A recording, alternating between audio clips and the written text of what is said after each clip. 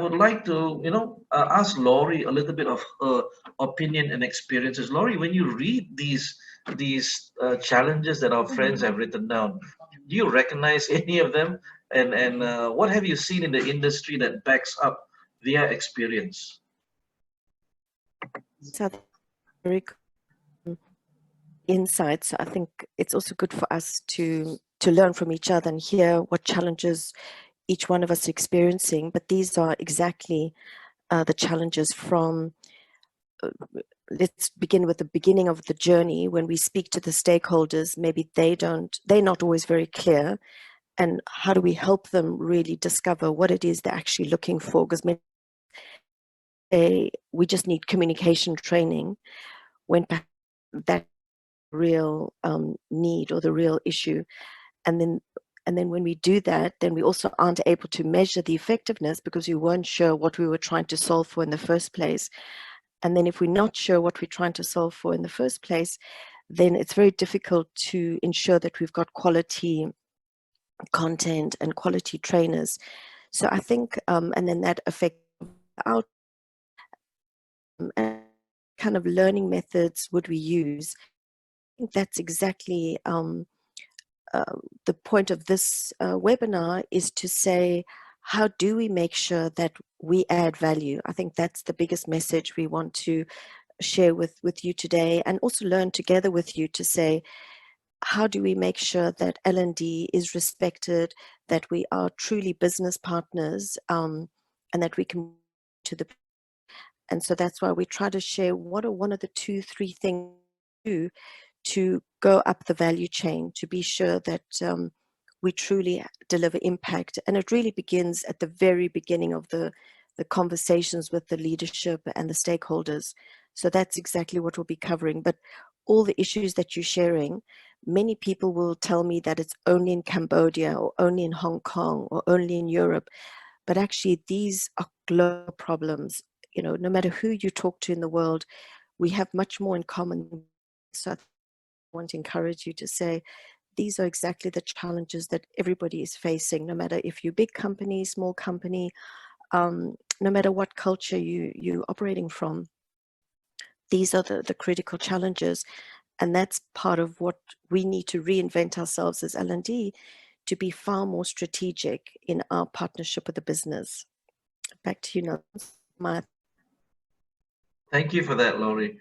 So, listening to what you were saying, I was reading through their experiences. What I recognize is they have a bit of a mixed bag, but it seems to me that almost everyone here experiences all of these different types of challenges. The challenge, and if I may summarize it, from 3 different directions.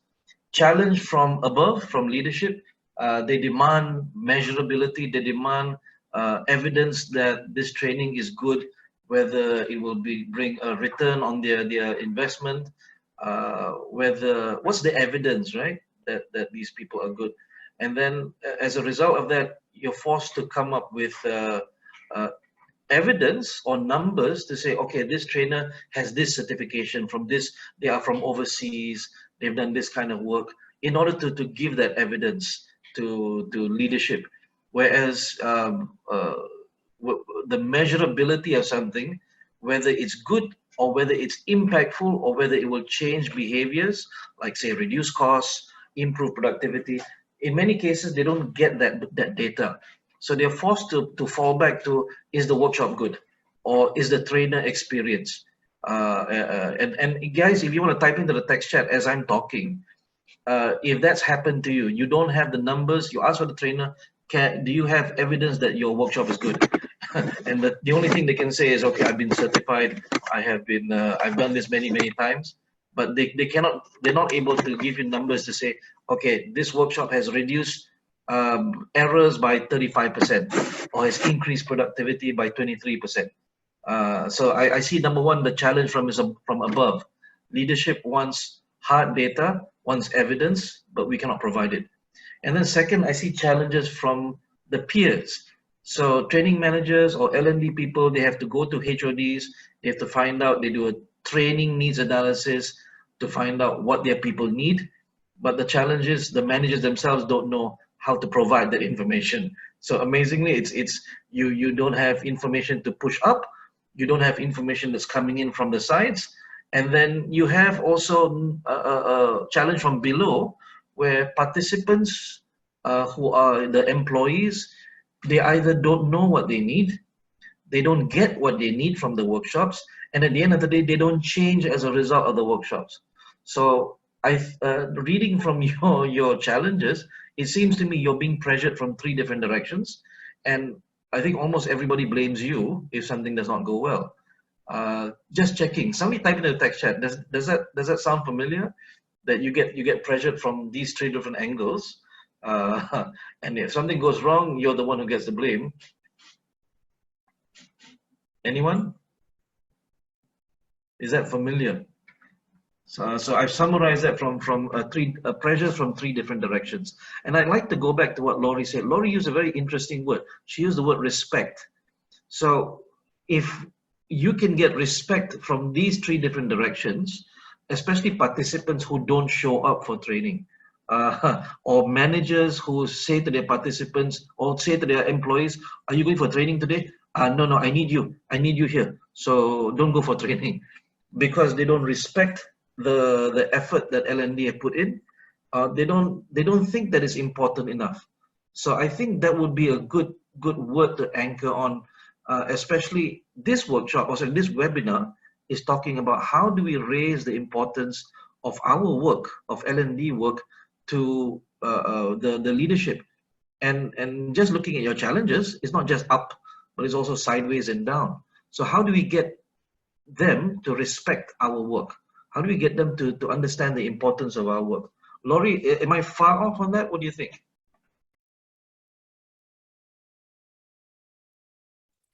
Sorry, I just unmuting. Yeah, so I think it's the key words now are all about value creation. How do we get respect because we've added value? So how do we become strategic global journey that I think L&D is on, where globally you go to conferences, you meet people, and I think at the end of the day, that's the big word is how do we add value to the business so that we are brought to all the critical meetings. And if there's a new division being set up or there's a new strategy, we should be the first people at the table with leadership planning how we're going to help support and enable. And I think that's, if we carry on with the session, I think that's we want to add is some concrete ways on how we can do that. That's a perfect lead-in, because what we're talking about here is getting that kind of respect, right? For your role, so that people understand that you are not just there to schedule trainings.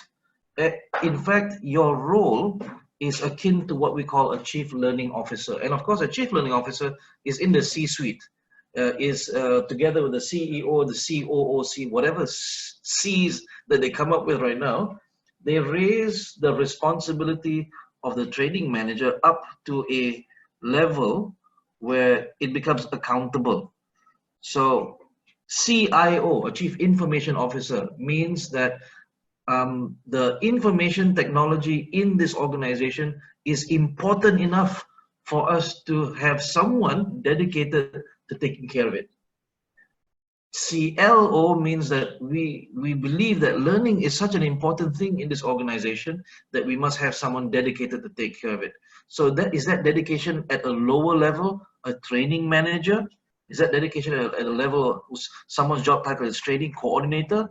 Well, if an organization does not appreciate that yet, then you have an opportunity to be able to raise that, to be able to share with your leadership. This is why it's important. Sure, I might be a lower level, but I want to be aware of what's happening in the organization. And as Laurie says, not only when you need to schedule training, but invite you to share in any changes in the organization and any new systems implementation. You must actually be aware of this, because then you will know what people need to learn. Then you will know what people need to do on a daily basis. You'll know what people need to achieve when all is said and done, what they learn, what they apply. But if you don't know and you're blind to this, that means you're not privy to the most important information in the company. So I'll share this with you, right? If you look at the books I have here, these are really good books for L&D people to read. The first one on the left, The Fifth Discipline, is a really old book from 1990s, but Peter Senge's ideas still resonate very well. He says that there are two lifebloods for an organization. Lifeblood number one is cash. You need money in order to keep things flowing. You need more money to keep things growing. The second lifeblood is learning.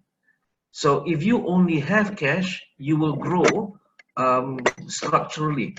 But if you don't have learning, your people will not grow. Your people will not grow, therefore your organization will not grow. So if you need this, if you need to be able to convince your leadership of how important it is, this is one book that you might be able to get, find a PDF or something, print out, circle that statement inside the book, and then just send it to your chief executive officer. The second one is what we call the Great Training Robbery. It's by the Harvard Business School. It's a piece of research, a white paper, that explains why training does not work. And training does work, but we only do it as a hit and run. Okay, so we as training managers contact training providers, say, can you do communication skills? And training provider says, sure, we can run a workshop for you. So they come, trainer comes, trainer presents for 2 days, participants are happy, participants go home, and nothing changes. Why? Because we did a hit and run 2-day workshop with no follow-up, no coaching, no way to ensure that they go back and implement it in their work. So if you do that as a hit and run, how are you going to make money or make sure that what you spent on that training was worthwhile, right? And the third one, this one is really good in terms of finding out a return on the investment or measuring the impact of the training. And this is a company I used to work for called Accenture. In 2001, they commissioned a report to find out exactly how much money were they spending, losing, or investing on training. So they did research into all of the training methods all the training workshops that they've done, provided, of course, it was correct training methodology, not hit and run, not classroom lecture style, but actually using proper learning facilitation, gamification, coaching methods. And what they found, interestingly, is that for every dollar you spend, you get $3.53 back in terms of value. So imagine that's 353% return on investment just on when they started focusing on the learning. And the reason they did this was because Accenture, just like other companies, they viewed training or learning as a cost, not an investment. So when the times were bad, when business was bad, they slowed down training. And that was a problem. Because if you stop training today, 5 years from now, the people who did not go for that training, you get lousy managers. So they managed to convince the Accenture leadership that it was worth training people even when times are bad. In fact, you need it because the two lifebloods that Peter Senge says, cash and learning. When you have learning, you have new ideas, new innovations, new ways of making money. So that's a little bit from my side. Laurie, would you have something that you would add to this? I'm sure you have seen things like this happen in companies. Just want to reinforce what you're saying, that I've seen training functions that were literally in the basement of the building and nobody ever saw them, and they were just there to take orders. And then over time, when we were able to raise the value and demonstrate the contribution of learning, their offices were moved from the basement of the building of the skyscraper in Singapore. They were the 28th level next to the leadership team's office, because we were able to show that we were strategic partners. So I think it's sometimes even evident by where you sit, which meetings you get invited to. I think for all of us to reflect on, if we're not adding value to people's performance, then really, why are we there? What is our contribution? So I think the question to ask. Thanks. You. All right, Laurie, you were bouncing in and out. I think you're done, right? Yes, I'm done. Yeah, Yeah. sorry. So before we move on to the meat of today's webinar, I just want to add for everyone here, I believe you can download the fifth discipline as a PDF. You can search for it online. Return on Learning, not so much. You actually have to buy the book. It's not available as a PDF. But the Great Trading Robbery, you can either go to Harvard Business School website, I think it's hbs.org.my, or just do a Google search for the Great Trading Robbery. You will either find articles that reference this, or you'll actually find a PDF that you can download. My recommendation is get the middle one. That will help you to make your business case to your company. All right.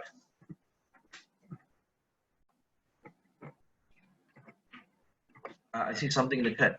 So Lisa says, yes, found the PDF of the Great Learning. Actually, it's called the Great Training Robbery because it's a parody of a movie, I think, The Great Train Robbery, Once Upon a Time. Okay, so Laurie, would you like me to start first on this one, or would you like to share something on a chief learning officer, their role and their responsibilities, and I'm sure there's something that's on the slide that you can add on more to rather than this. This is pretty basic. Is there anything you'd like to share first? Yeah, so maybe I can just summarize the key points. So Okay. At the end of the day, I think that first point, I mean, now I would probably call it the learning organization's learning strategy. So to me, people of education is purely classroom, which of course we still classroom, but nowadays we talk more about creating an organization's learning experience and their learning strategy. And then we really here to, I'm just running through them, promoting the knowledge management. So in other words, how do we help the organization with the tacit knowledge? Tacit knowledge means what is the knowledge in people's heads that we can actually help them be more aware of and share, as well as bring in knowledge from outside. And then the next is about the training strategies, obviously, that when you really understand where you want to go as an organization, what are the strategies you put into place, and how do you support change?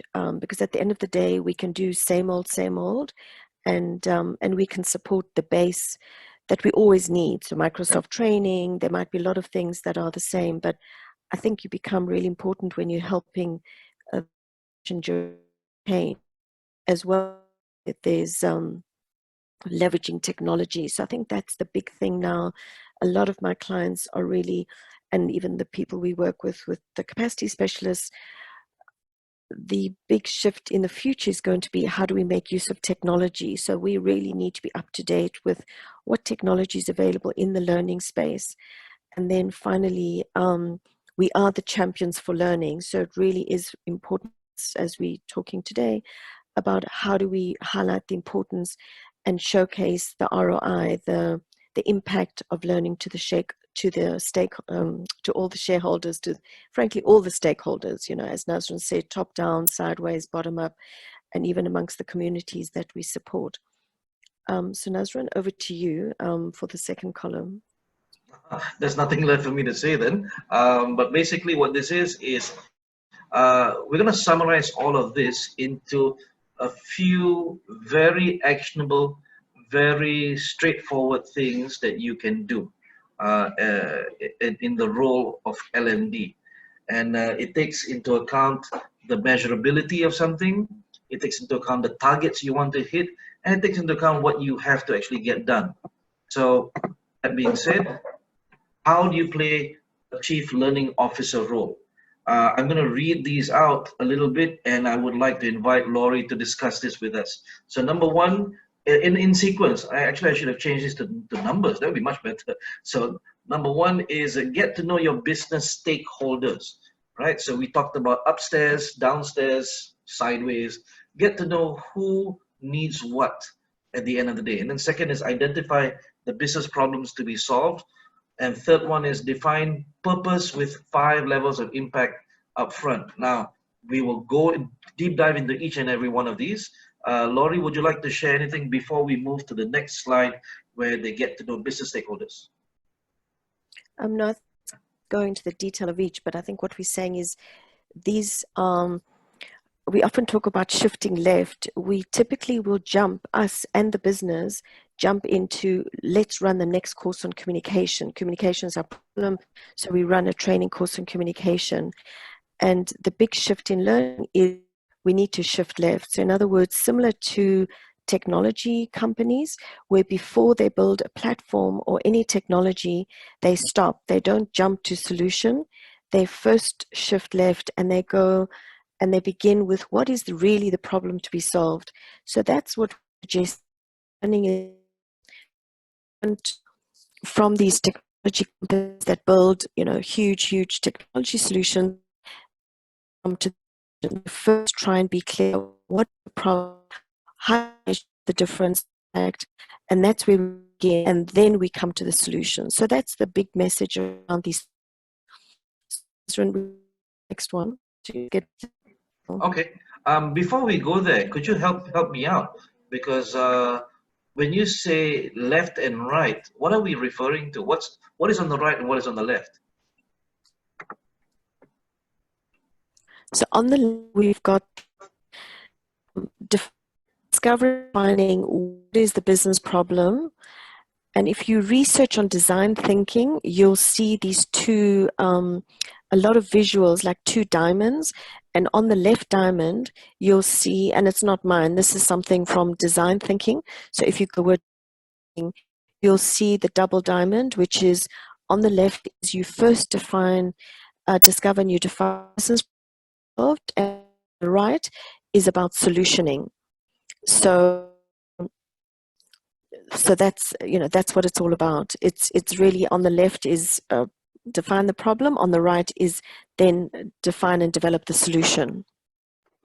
Okay, so we're going to jump straight into the next one, next slide, which is deep diving into get to know your business stakeholders. So what do we do here, Laurie, in when you say business stakeholders? Are you talking about the leadership, or are you talking about the heads of department? Who are we targeting in this?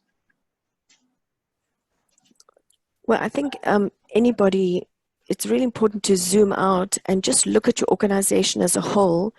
And the stakeholders from the business is anyone that's really going to help you achieve impact. So whether it's the themselves, their line managers, the product specialist, the head of customer service. So all the various people in the organization, top down, and as you said, to your left and below you, which are ultimately part of this learning community. So it's really anyone and everyone, but particularly understanding view and then your community, what is their view. So it's really talking to everyone like 360. Okay, so I've seen a couple of things like this happen, right, with L&Ds, and I've spoken to a few people in L&D departments, and there's a different view depending on where they're from. Some training managers say to me that the company does not care what they do as long as they use up the budget. So there's no actual learning blueprint, there's no actual plan. Their only KPI is to finish the budget. And in Malaysia, what normally happens is around December, trainers and training providers will start getting phone calls. Can you do team building? We want to finish our budget. And the reason for that is because they claim that if they don't finish the budget this year, next year the budget gets reduced. Or worse, it just burns up because you don't get to use this amount of money anymore, because the company thinks, oh, you got by with only that much, therefore next year we'll just reduce it. So it seems to me that that's one response.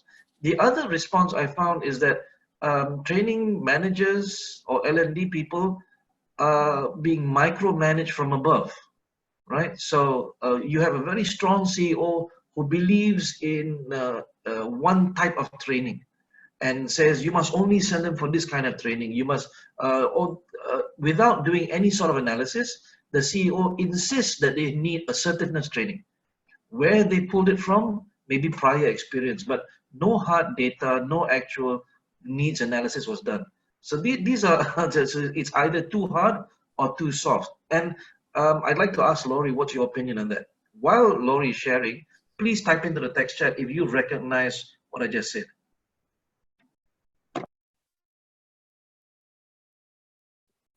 Yes, again, I think these are common trends that we see, everywhere. So I agree with you. So I think there's nothing else I can add. Yeah, no, but I agree with you. All right, thank you. So how about you guys? Let's ask everyone here. Type into the text chat, or if you want to turn on your microphones, that will be helpful as well. What are some of your experiences when we say you need to get to know your business stakeholders? You need to know what they do on a daily basis, what they need. So what has been your experience? Anyone want to turn on their microphone and share? That would be very helpful. At least we get to hear your voice. Unless, of course, you don't know how to turn on the microphone. Right, I don't see anything. I don't hear anything. So that means we should move on. Laurie, anything you want to add for this slide before we move on? No, that's it. Yeah. Okay, I guess I'd like to ask this question. How do I get to know my business stakeholders? Is it like a survey? Do I do face-to-face? Do I do focus groups? What's your experience? What's the best way of doing this to get as much usable information as possible? I think the most important thing is direct dialogue wherever you can. So even if you're in a remote office, you can organize conference calls or webinars. Of course, you can do surveys as a backup, but I think there's nothing more valuable than meeting face to face. Even if you can just book 15-minute meetings, or if you can join a leadership session or join team meetings. So I normally look for when are these people meeting anyway, so you're not creating more work for them, and then after you can join in on their sessions to really get to understand. So number one, number two is joining their meetings, and number three is finding ways that you can observe and be part of their activities. So if they're having a strategy meeting or they're working on a project, that you can actually join them in their flow of work. So as they're working, that you can actually join. That's really, again, learning from human-centered design. So if human-centered design, it really is about meeting your users, really getting to know your users, getting to know your customers, which includes, the 360, the top down, the product specialists, the people around you, your peers, as well as the communities you're supporting. But it really is going to them, not getting them to come to you. So in surveys, but of course, if you've got some ideas, once you've had this dialogue, then you can always do a survey to validate or to prioritize. So that would be part two, but part one would be as much as possible to have conversations, real conversations.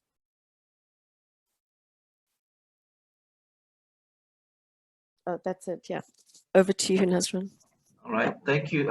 Thank you for that, because that reminds me of a conversation I had with several trainers in Malaysia in their organization, how they get their trainers to understand, because they are the ones who actually design the workshops and design the content. So what they do is they actually have to go down. So one of the trainers works at a Petronas, an oil and gas company in Malaysia, in order to understand how Petronas people actually work offshore on the oil, what do you call those things, platforms. He actually had to go for a scuba course to learn how they do work underwater. He had to go through all of the worst case scenario training as well, just to be able to understand what they do on a daily basis. And there was another one I met who actually had to sit at a toll booth for a week, just to understand the stresses and the pressure of how toll booth operators do their work. So I wonder if anyone here would be interested in doing that, because if anybody understands the business, it should be the learning people. Yeah, I think so. So second, we have identify the business problems to be solved. Step one, of course, is to identify the stakeholders. Second one is the business problems to be solved. So we say here that when you have done step one, then you need to deep dive and to find out what are the things that bother them the most.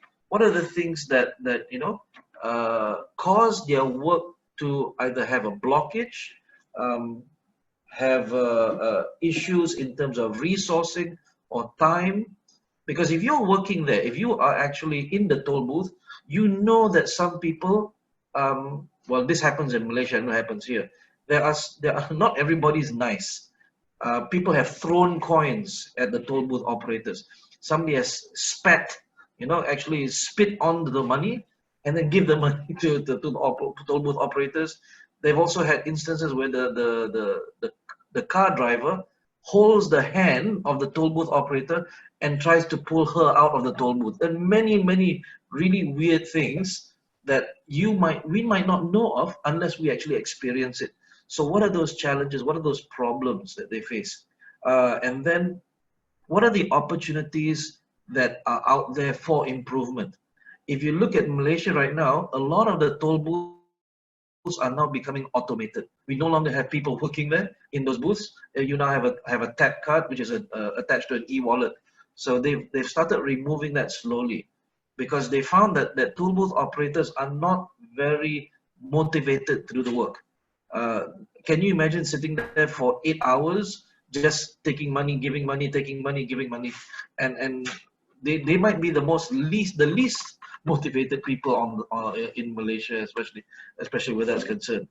So that once you do that, then you identify and you agree. So what does agree mean? It means that you talk to your stakeholders, you have that conversation, you iterate backwards and forwards until you and your stakeholders understand and can come to an agreement.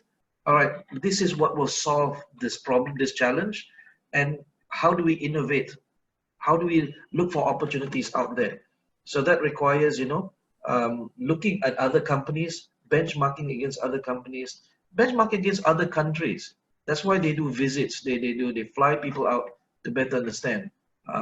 What are other people doing? What are other companies doing? And last but not least is, of course, agree on the purpose of L&D. We are not just training schedulers. We don't just run a training program when you need it. We plan it for a whole year to develop your people. So don't think of us as, oh, we need some training. Can you please schedule something? That's not what we do. At the same time, understand also what are the outputs we're looking for. I think somebody was mentioning the outputs. Is it behavior change? Is it increase in productivity?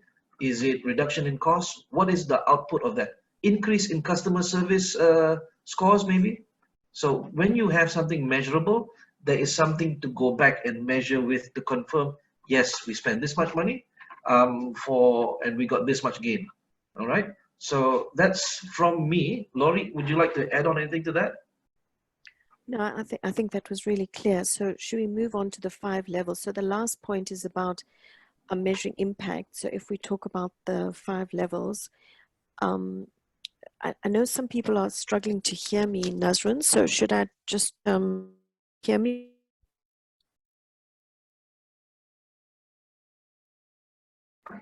Hello, Laurie, did you disappear? I'm sorry. Oh. Yes. Do you mind covering the 5 levels? Because I think for some reason my internet is coming in and out. So don't worry. will you just cover? You're good. So far, you're good. So I'll kick it off, right? Okay. So let me see in the text chat because I don't know whether you guys are still around or whether you run away. So please tell me in text chat. This is the Kirkpatrick model for evaluating learning, training workshops, training courses.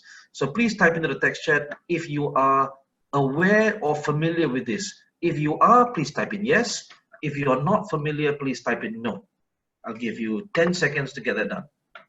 All right, so Lisa says yes. Yes, no, yes, no. Okay, everyone else, please. There's a bit of a balance between both yeses and nos. Okay, so because there are people who have said no, I would like to ask permission from everyone else. I would like to walk through this. Okay, so if you need to self-study this, there's a lot of reading material online.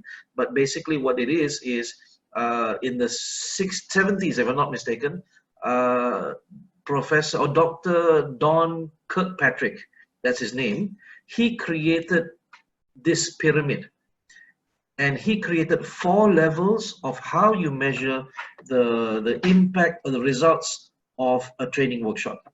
At level 1, he says, this is the form that we give out at the end of the workshop to ask, so did you like the training program? Did you like the trainer? What did you like about the trainer? Was the food good or not? Was the venue nice enough or not? So this is, at level 1, is what we call a happy sheet. And a happy sheet only measures whether you're happy with the training. So usually this is the easiest one to do. And here's a challenge, because it's the easiest, all training managers, all training providers use this as evidence that the training went well. Sure. But everybody in the room, everybody here right now knows that you go for a 2-day training program, and then what happens? You go back, nothing changes. So what about this evaluation? They gave excellent scores to the trainer. What happened? Well, here's the problem. Level 1 evaluation is the most basic thing. It actually tells you nothing, from my opinion.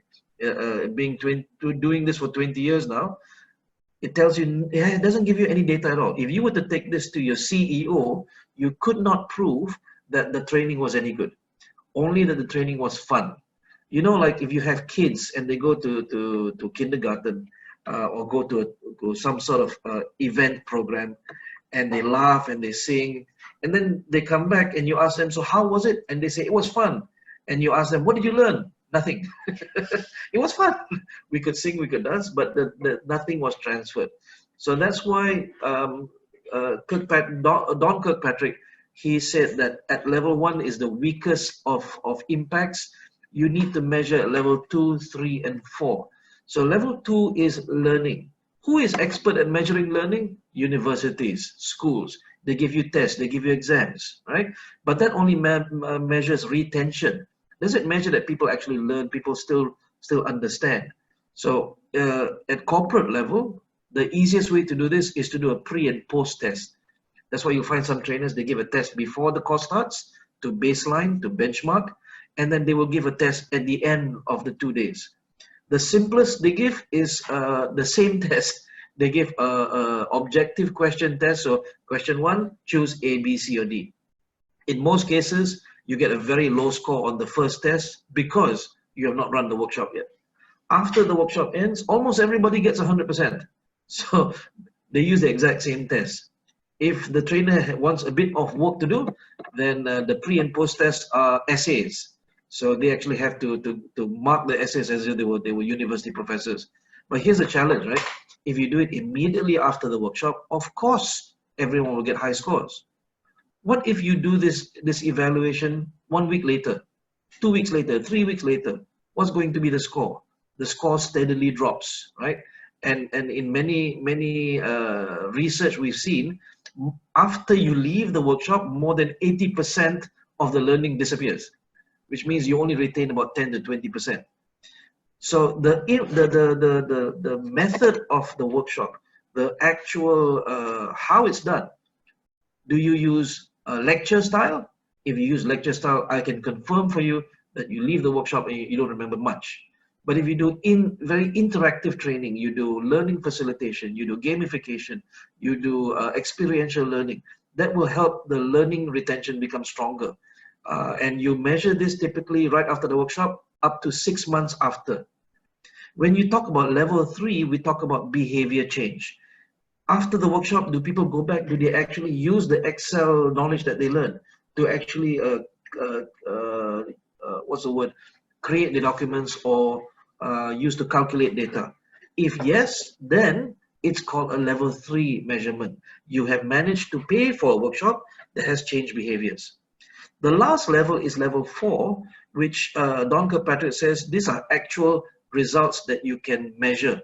So measurable results are, for example, like I said, reduction in cost, improvement in productivity. And how do you measure productivity?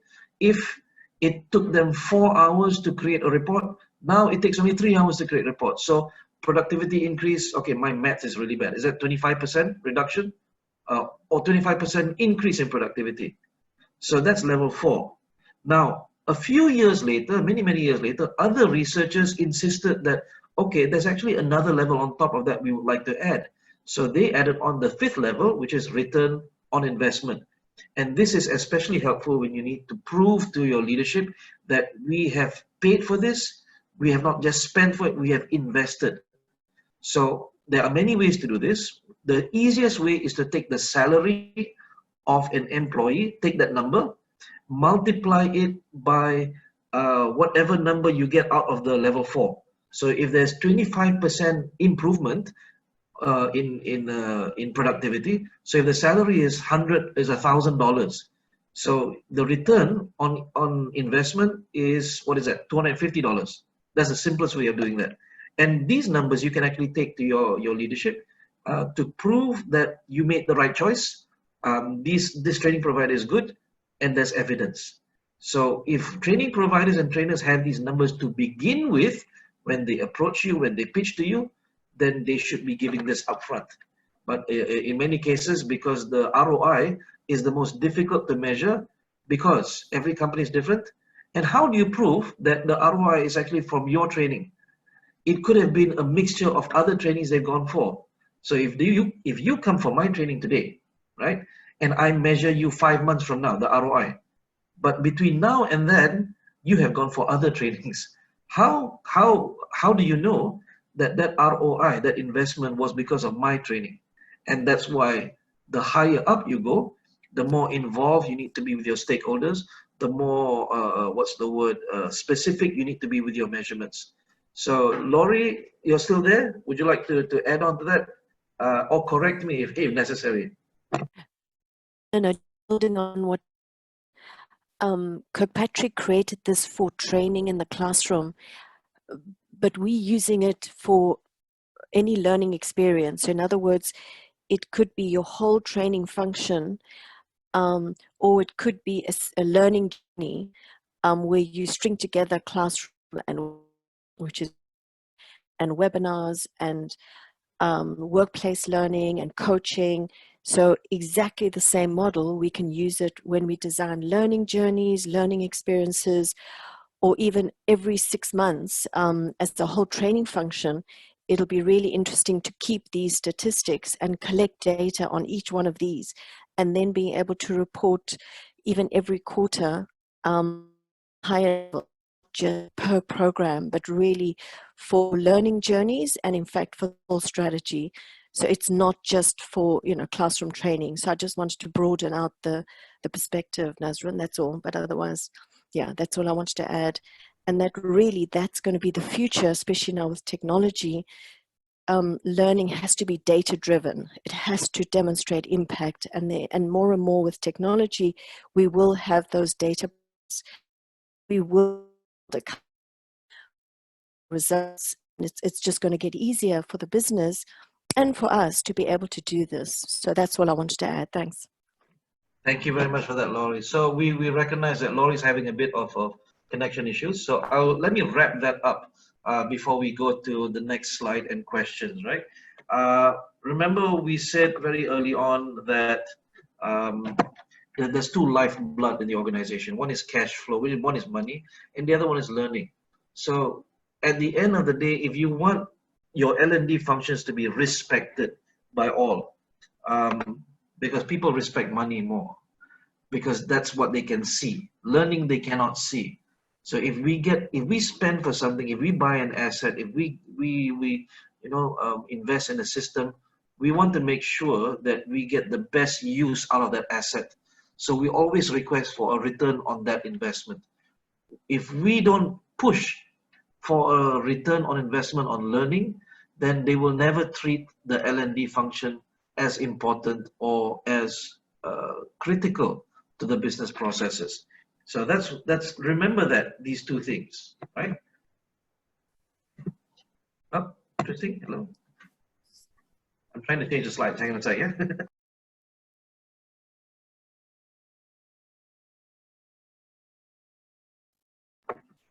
So we're going to ask you a few questions before we go to the text chat. Oh, sorry. There are three questions here. Um, Please share in the text chat your ideas. Are you predefining and measuring the impact of the solutions you provide to the business? Or do you only do, the scheduling? You don't actually prepare all of that. Second is, normally at which of the five levels are you measuring impact of solutions? If anyone here has reached ROI, please share with us. We would love to know this. And third one, which levels could you already add on in future to raise the importance of L&D in your organization? Everybody here, I would expect, has at least level one. Where would you like it to be? So type into the text chat those answers. I saw one in here. Let's go to that. And Laurie, if you could help answer the question as well in the text chat. It says, so Kuntia says, it is quite easy to measure the ROI for some courses. For example, the cost which is related to sale. I agree, because you get the numbers there. However, for soft skills which involve in behavior, it took sometimes an average from 3 to 6 months to be able to see the return on investment. Normally, you observe the behavior changes through 360 feedback, 360 degree. However, would you mind to advise if there's any other way we can measure effectively and can be converted into data? So Laurie says you can define the behaviors and then measure if these behaviors are being demonstrated in the workplace. So jumping off of what Laurie says, every behavior has, and the good thing about behavior is you can actually see it. So you want to measure these behaviors in terms of how we normally do it is three levels, right? So we can use a traffic light if you're familiar with that. So red as a color for measurement to indicate whether the behavior is changed. Yellow when the behavior is in the process of being practiced. And green, we get feedback from our line manager that the behavior has been already habitualized. And from our experience, we've done this with clients already. Just these three things, instead of a 360, we just do top bottom. Or if you want, in some cases, you can do a mystery shopper, where the numbers are there. But to be fair, because we are closing on the end of this, it can be measured. From our experience, it can be measured. You just need to find a way to quantify that soft skill, because it's not just you observing, it is your line managers, it is the people working under you. So you're right in saying it's 360 feedback, but the feedback is usually unstructured and there's no way to measure from one person to the other. Let's just say you have three staff. Three staff give 360 feedback, but there's no structure to it. So in order to have a proper structure, you must have a performance checklist where these three people use that to measure you. So think of like a rubric. For example, think of like university. Three different lecturers are teaching the same class to different students. How to be fair in terms of marking, they must all use the same rubric, they must all use the same measurement. So if you think of it like that, that's the kind of data you'll get back. All right. So Laurie has, yeah, correct. She says peer rating using simple traffic light rating and simple checklist with behaviors on a shared drive. All right. So I hope, Sukhinder, that answered that question. We will be happy to have offline chats to further explain that. Okay. So everyone, please answer these three questions in the text chat. I will give you 30 seconds. If I don't see any questions, then I'm going to pass it back to Laurie to close, and we are done for this webinar. So Laurie, while they are chatting, would you like to share anything? Sorry, I'm just seeing the follow-up question that how could we do as an L&D person if our line manager is still limited to employees? So I think our job is to enable the business. So you can see the manager is trying to do kind of observation and feedback, then you're not only training your people in these particular behaviors, but also what we did, as Nazrin said, we've done projects where we training the front line, for example, in customer service, and also we training the line managers to do coaching, to do to see what people are doing well. So within the coaching cycle, teaching them how to give feedback, constructive feedback. So often your training has two sides. One is you're training the learners to do these behaviors, and also you upskilling your line managers, as Nazrin said, to give them a standard way to recognize of reminding them, but give them like a very simple checklist, and then on to do coaching. So how to observe, allow people to practice, how to give feedback, and how to be sure that they are supporting those behaviors, because sometimes they're not clear what the behaviors are, or they don't know how to give feedback in a positive way. So our job is both, not only upskilling the or whoever your audience, upskilling this, because we cannot be there all the time. We're not there every day. And the line managers cannot see this as an extra job.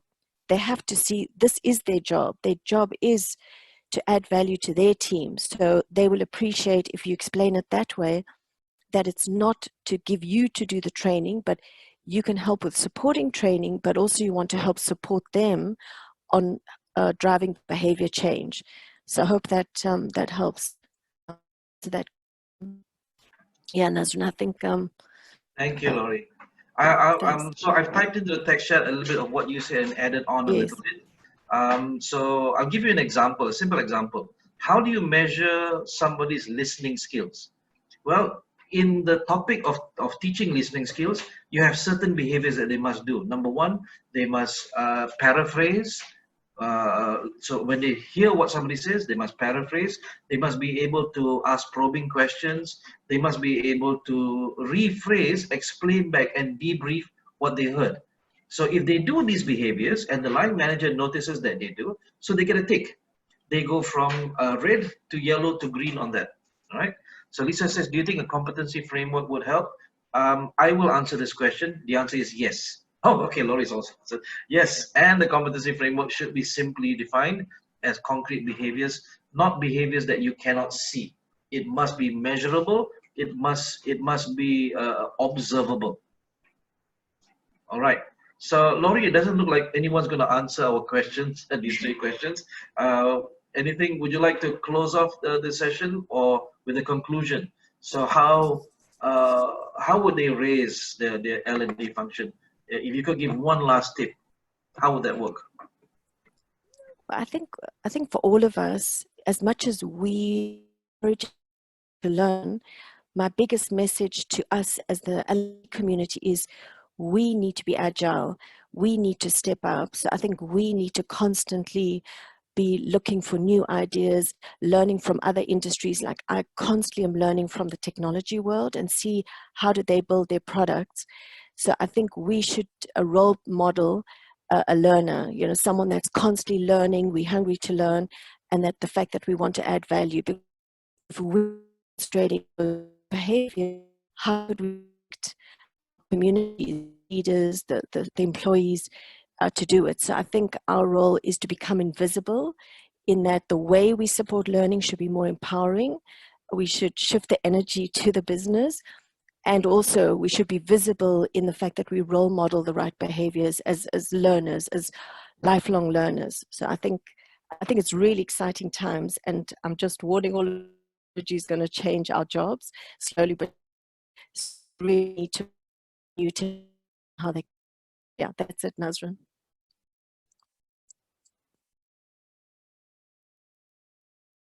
Thank you very much for that, Laurie, and thank you everyone for your attendance today. I apologize, we've taken 2 extra minutes from you. I'm going to hand over back to Pek and Marde right now for their closing statements. Thank you very much, everyone. We hope to see you again in another webinar. We hope you got something to take away, even though it's only 1 hour. You can follow us up with emails if you have any other questions to ask. Bye-bye, everyone. Bye-bye, Laurie.